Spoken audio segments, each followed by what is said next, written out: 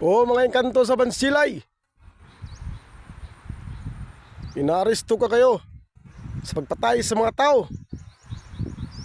Sa una hantod karon, di ba nagsabot ta di mo mapatay og tao, di patay mangyabong ka mo.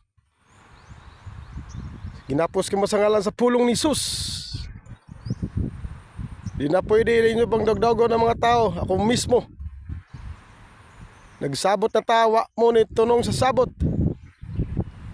Yan damang iyong hari, tanang hari. Kay musod ako karon.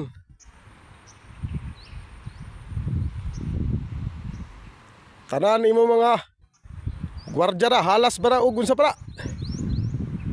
Ako doon nakasabwat ka ni Lucifer.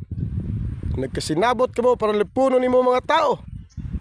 Karon ka mo sa ngalan ni Jesus. Amen.